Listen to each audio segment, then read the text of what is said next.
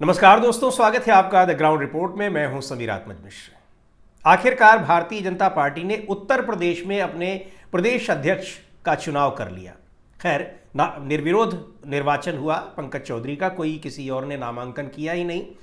पर संविधान पार्टी का संविधान है और चुनाव आयोग में ये सारी चीज़ें बतानी होती हैं, इसलिए उसको निर्वाचन का नाम देना पड़ता है। लेकिन पंकज चौधरी को भेजा गया है सीधे केंद्रीय नेतृत्व की ओर से। तो केंद्रीय नेतृत्व के फैसले के खिलाफ कौन वहां पर चुनाव में अपना नामांकन कर सकता है। हालांकि सुबह सुबह कल जब नामांकन दाखिल हो रहा था तो साध्वी निरंजन ज्योति जब पार्टी ऑफिस में अचानक पहुंची तो ऐसा लगा कि शायद वो भी नामांकन करेंगी, क्योंकि प्रदेश अध्यक्षों की दौड़ में वो भी शामिल थी। उनके साथ भी कई फैक्टर्स जुड़े हुए थे और सबसे बड़ा फैक्टर ये था कि बैकवर्ड भी हैं वो और महिला भी है। लेकिन महिला को शायद तवज्जो नहीं दी गई, पंकज चौधरी को तवज्जो दी गई। और पंकज चौधरी केंद्रीय मंत्री हैं इस समय और महाराजगंज से सांसद हैं। पर पंकज चौधरी के जरिए भारतीय जनता पार्टी ने कई सारे संकेत दिए। यानी एक तीर से, पंकज चौधरी नामक एक तीर से कई निशाने साधे हैं। और ये निशाने प्रदेश की राजनीति में विपक्षी दलों के अगेंस्ट नहीं, अपनी ही पार्टी के भीतर और अपने ही गठबंधन के भीतर कई निशाने साधे हैं। पहला निशाना तो यही है कि उत्तर प्रदेश के मुख्यमंत्री योगी आदित्यनाथ को की पूरी तरह से घेराबंदी करने की कोशिश में कामयाब अब होती दिखाई पड़ रही है भारतीय जनता पार्टी की सेंट्रल यूनिट, यानी केंद्रीय नेतृत्व योगी आदित्यनाथ को अब उनके गढ़ में ही किस तरीके से घेर रहा है। पंकज चौधरी पड़ोस के महाराजगंज जिले के हैं। पहले महाराजगंज जिला भी गोरखपुर का ही हिस्सा हुआ करता था और पंकज चौधरी ने जब राजनीति की शुरुआत की है तो उन्होंने गोरखपुर से ही की है, पार्षद रहे हैं और उसके बाद वो राजनीति में बड़ी सीढ़ियां चढ़ते गए। बताया ये जा रहा है कि पंकज चौधरी के जरिए केंद्रीय नेतृत्व ने उनका चुनाव इसलिए किया है कि वो कुर्मी बिरादरी से आते हैं और कुर्मी बिरादरी के वोट खिसकते जा रहे हैं पीडीए के नारे के कारण समाजवादी पार्टी की ओर, या यूं कहें अभी चूंकि गठबंधन है, इंडिया गठबंधन की ओर खिसकते जा रहे हैं। लोकसभा चुनाव में उसका बहुत बुरा प्रभाव एनडीए गठबंधन को देखने को मिला था। अपना दल जो कुर्मियों की पार्टी कहती है खुद को, उसके साथ गठबंधन के बावजूद बड़ी संख्या में इस बिरादरी के लोगों ने इंडिया गठबंधन को वोट दिया था। 10 लोकसभा में 10 सीटें दी थी कुर्मी बिरादरी के लोगों को समाजवादी पार्टी ने, उनमें से 7 ने जीत हासिल की थी, 7 ने। खैर, अब उससे कितना फर्क पड़ जाएगा ये भी देखने वाली बात होगी। लेकिन ये माना जा रहा है, जो भारतीय जनता पार्टी की राजनीति के जानकार हैं, विश्लेषक हैं, वो ये कह रहे हैं कि केंद्रीय नेतृत्व के दिमाग में यही सारी चीज़ें थी, यानी यही बेस था, ये फैक्टर था जिसकी वजह से उनको बनाया गया। और दूसरी बात, बहुत पैसे वाले व्यक्ति हैं वो, आपने उनके बारे में जाना ही होगा कि एक बहुत बड़ी तेल कंपनी है जिसके वो मालिक हैं। पर इन सब के बाद सबसे महत्वपूर्ण जो है, जो एकमात्र राज्य उत्तर प्रदेश में है, नरेंद्र मोदी और अमित शाह की जो राजनीति है, उनकी जो पकड़ है, उसको एक तरीके से सामने से भी कई बार और पर्दे के पीछे से तो अक्सर आंख दिखाता रहता है। तो जब ये आंख दिखाता है तो निश्चित तौर पर आंख की किरकिरी भी होगा। आपको याद होगा कि अभी 2024 के इलेक्शन से पहले तक गृह मंत्री अमित शाह कई सभाओं में ये कह चुके, खासतौर पर 2022 के उत्तर प्रदेश चुनाव से पहले, कि योगी आदित्यनाथ तो उनकी कृपा से बने हुए हैं। लेकिन योगी आदित्यनाथ उस कृपा को बार बार झुठलाते रहे और 2022 में जब चुनाव जीत गए, यानी रिपीट किया और उन्हीं के नाम पर चुनाव लड़ा, उसके बाद से तो फिर योगी आदित्यनाथ पूरी तरह से एक स्टैंड लेने लगे और सीधे आंख दिखाने लगे। केंद्रीय नेतृत्व का यस मैन बनकर उन्होंने रहना इनकार कर दिया। स्वीकार करने की तो बात छोड़ दीजिए, इनकार कर दिया। जाहिर सी बात है, किरकिरी रहेंगे ही। और 2024 के लोकसभा चुनाव में नतीजा आपने देखा क्या हुआ। भारतीय जनता पार्टी की सीटें लगभग आधी रह गईं और आधी रह जाने के पीछे भी ये कहा गया, केंद्रीय नेतृत्व की ओर से ये खबरें प्लांट कराई गईं और काफ़ी हद तक उसमें सच्चाई भी है कि इतनी बड़ी संख्या में, चूंकि बहुत सारी जगहों पर ये आरोप लग ही रहे हैं कि चुनाव आयोग की बड़ी मेहनत के बावजूद उत्तर प्रदेश में क्यों नहीं सफल हुए, तो यहाँ पर प्रशासन जो है उसका सहयोग उस तरीके से नहीं मिला जिस तरीके से और जगहों पर मिला। और उसके पीछे ये कहा जा रहा है कि तनातनी जो दोनों के बीच में है, यानी राज्य नेतृत्व, सरकार, राज्य सरकार और केंद्र सरकार। अब यहां आने वाले दिनों में भी चुनाव, अब 2027 में विधानसभा के चुनाव होंगे उत्तर प्रदेश में, तो यहां अपनी मजबूत स्थिति बनाए रखने के लिए, अच्छा अब ये स्थिति होगी कि बीजेपी, ये कई बार ये कोशिशें चलती हैं और ये खबरें चलती रहती हैं कि नेतृत्व परिवर्तन हो सकता है, लेकिन इस बारे में हम कई बार बता चुके हैं। बिहार चुनाव के बाद भी हमने एक वीडियो इस पर बनाया था कि अब उस स्थिति में ही केंद्रीय नेतृत्व नहीं है कि फिलहाल वो मुख्यमंत्री की कुर्सी से योगी आदित्यनाथ को हटा पाए, नहीं हटा सकता है। उसके पीछे बहुत सारे कारण हैं, उनका हम एक अलग वीडियो में जिक्र कर चुके हैं, आप चाहें तो उसको देख सकते हैं। बिहार चुनाव के बाद किस तरह से केशव प्रसाद मौर्य और ब्रजेश पाठक को महत्व दिया गया, फिर यह कहा गया कि यहां पर एक केंद्रीय नेतृत्व अपनी कोशिशें एक बार फिर शुरू कर रहा है, लेकिन इन सारी चीजों का कोई असर नहीं पड़ा मुख्यमंत्री योगी आदित्यनाथ पर। कुर्मी बिरादरी से बीजेपी को बनाना था, योगी आदित्यनाथ लगे हुए थे कि स्वतंत्र देव सिंह एक बार फिर से प्रदेश अध्यक्ष बना दिए जाए, लेकिन स्वतंत्र देव सिंह की लगता है कि उनकी यही जो मेरिट दिखाई पड़ रही थी वही उनकी डीमेरिट साबित हुई, यानी वो योगी आदित्यनाथ के करीबी साबित हो गए, इसलिए उनकी ये डीमेरिट हो गई केंद्रीय नेतृत्व की नज़र में। पिछले कई महीनों से आप कई कार्यक्रमों में देखते होंगे, स्वतंत्र देव सिंह बिल्कुल मुख्यमंत्री योगी आदित्यनाथ के साथ वैसे ही दिखाई पड़ते हैं जैसे पिछले मुख्यमंत्री अखिलेश यादव के साथ राजेंद्र चौधरी दिखाई पड़ते थे। हमेशा उनके साथ कैमरे पर किसी कार्यक्रम में कहीं भी होगा तो स्वतंत्र देव सिंह, जबकि वो खुद एक विभाग के मंत्री हैं, लेकिन वो हर कार्यक्रम में हर जगह योगी आदित्यनाथ के साथ ही दिखते हैं। खैर, अब यहां पंकज चौधरी को जो बनाया गया, तो कैसे भारतीय जनता पार्टी के केंद्रीय नेतृत्व ने योगी आदित्यनाथ पर शिकंजा कसने की कोशिश की है, उसको आप जरा सा देखिए। पंकज चौधरी महाराजगंज के, बताया ही हमने, उसी महाराजगंज से, और इनके विरोधी वो शुरू से माने जाते हैं, योगी आदित्यनाथ कतई पसंद नहीं करते, और बीजेपी के केंद्रीय नेतृत्व ने योगी आदित्यनाथ को ही उसका प्रस्तावक भी बनने पर मजबूर कर दिया। उन्होंने ही जब नामांकन हुआ तो प्रस्तावक में वो भी शामिल हुए, सबसे पहले प्रस्तावक, फिर दोनों डिप्टी सीएम।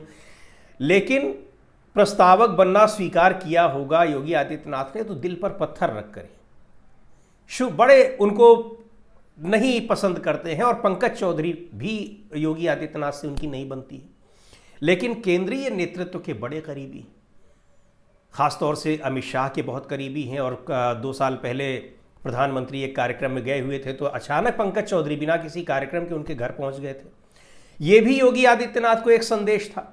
लेकिन 2024 के लोकसभा चुनाव के बाद केंद्रीय नेतृत्व थोड़ा डाउन हुआ, पर अब एक बार फिर वो सिर उठाने की कोशिश कर रहा है। तो उस कोशिश में, पिछली कई जो चुनाव विधानसभाओं के जीते हैं, उस कोशिश में योगी आदित्यनाथ को भी सबक सिखाना उसकी प्राथमिकता में दिखाई पड़ रहा है। निश्चित तौर पर इसको हम सबक सिखाना ही कहेंगे, क्योंकि इस कोशिश में केंद्रीय नेतृत्व लगातार लगा हुआ है।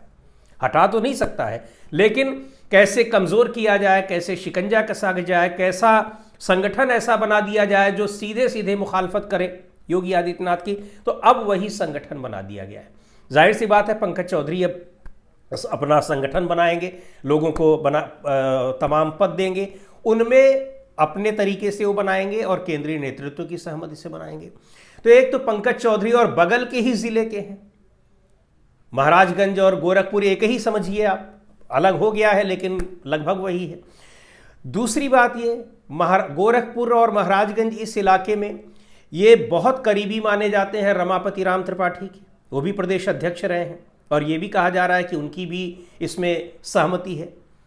रमापति राम त्रिपाठी के ही बेटे शरद त्रिपाठी थे, नहीं रहे, अब उनके साथ किस तरह से विवाद हुआ था, और रमापति राम त्रिपाठी वगैरह को योगी आदित्यनाथ के साथ उनके कैसे संबंध हैं ये बताने की ज़रूरत नहीं है। ये पूरा का पूरा विरोधी गुट एक तरह से कहा जाए योगी आदित्यनाथ का है। दूसरी ओर गोरखपुर के भीतर 2 नेता हैं, और ये भी योगी आदित्यनाथ इनको भी नहीं पसंद करते हैं। राधा मोहन दास अग्रवाल उनको राज्यसभा में ले गए, केंद्रीय नेतृत्व ने उनको राज्यसभा में जगह दी। शिव प्रताप शुक्ल उनको गवर्नर बना दिया गया, पहले केंद्रीय मंत्री बनाया गया, उसके बाद गवर्नर, यानी एक के बाद एक उनके कद को बढ़ाया जा रहा है। तो ये सारी चीजें योगी आदित्यनाथ को कैसी लग रही होंगी इन सारे नेताओं की। और एक और वहां पर बांसगांव सुरक्षित सीट से कई बार के सांसद हैं कमलेश पासवान। कमलेश पासवान और योगी आदित्यनाथ के बीच भी 36 का आंकड़ा है। कमलेश पासवान भी ऐसे नेता हैं जिनको योगी आदित्यनाथ कतई नहीं पसंद करते हैं। और ये जो प्रशासनिक असहयोग की बात हम कर रहे हैं, जिसकी वजह से बताया जा रहा है कि यूपी में लोकसभा चुनाव में बीजेपी की सीटें लगभग आधी हो गई, उस आंधी में कमलेश पासवान भी निपटने वाले थे। मैं उस इलाके में गया भी था चुनाव कवर करने के लिए लोकसभा चुनाव के दौरान, लेकिन कमलेश पासवान किसी तरीके से अपनी सीट बचाने में कामयाब हो गए। तो कमलेश पासवान के फिर सरकार ने उनको केंद्र में मंत्री भी बनाया है। ये पूरा का पूरा जो नेताओं की घेराबंदी है, अब इसके बीच में योगी आदित्यनाथ बुरी तरीके से फंसते चले जा रहे हैं।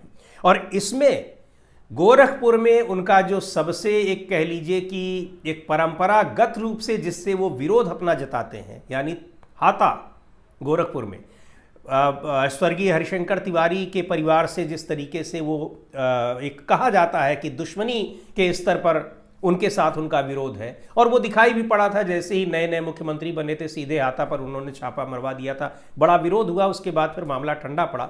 लेकिन उनके साथ जिस तरीके का विरोध है, और ये जितने ये विरोधी हैं, ये सब के सब उस परिवार के बेहद करीबी हैं।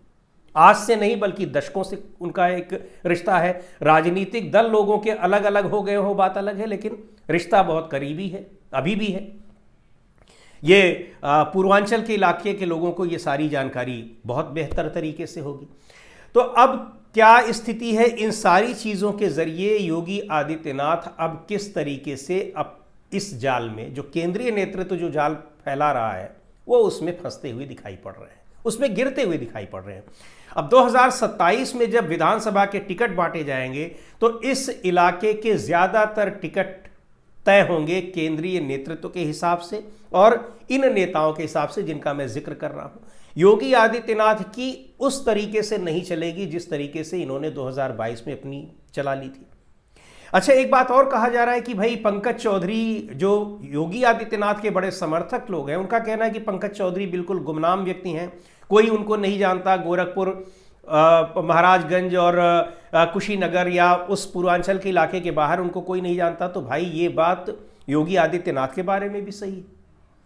2017 में जब वो मुख्यमंत्री बने थे तो वो पूर्वांचल में भी और गोरखपुर के मंडल के ही एक नेता हुआ करते थे, उसके बाहर कोई उनकी ऐसी पहचान नहीं थी।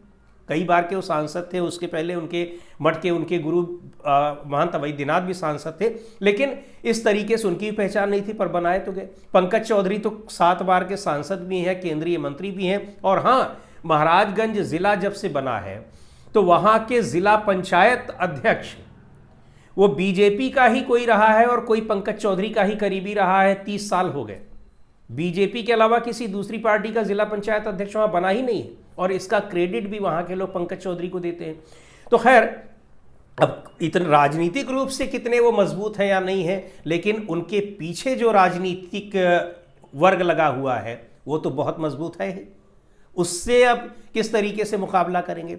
दूसरी बात ये कही जा रही है कि उत्तर प्रदेश में बीजेपी ने मुख्यमंत्री योगी आदित्यनाथ हैं, क्षत्रिय जाति से आते हैं, दोनों डिप्टी सीएम एक पिछड़े वर्ग से आते हैं और दूसरे ब्राह्मण वर्ग से आते हैं।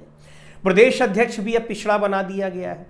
तो आखिर बीजेपी की निगाह में दलित माना जा रहा था कि किसी दलित को इस बार प्रदेश अध्यक्ष बनाया जाएगा, क्योंकि किसी महत्वपूर्ण पद पर नहीं है, न संगठन में न सरकार में, पर नहीं बनाया गया। महिला को माना जा रहा था कि किसी महिला को बनाया जाएगा। ये भी पता लगता है, अब ये संकेत देता है कि पिछड़े, दलित और महिला ये पार्टी की निगाह में कितने मजबूत हैं। लेकिन दरअसल इस समीकरण को साधने की बजाय बीजेपी का जो केंद्रीय नेतृत्व है वो ये समीकरण साधने में लगा हुआ था कि कैसे योगी आदित्यनाथ की घेराबंदी की जाए, और उस घेराबंदी में अब वो कामयाब हो गया है। और इसका असर दिखाई पड़ेगा 2027 के विधानसभा चुनाव में जब टिकट बंटने होंगे। आगे क्या कुछ होगा वो हम लोग देखेंगे। तो आज के इस वीडियो में इतना ही। अगले वीडियो में फिर मिलेंगे एक नए विषय के साथ, एक नए मुद्दे के साथ। द ग्राउंड रिपोर्ट के यूट्यूब चैनल को आपने अब तक सब्सक्राइब ना किया हो तो ज़रूर कर लें। हमारे वीडियोस को लाइक करें, शेयर करें और अपने सुझाव भी हमें ज़रूर दें।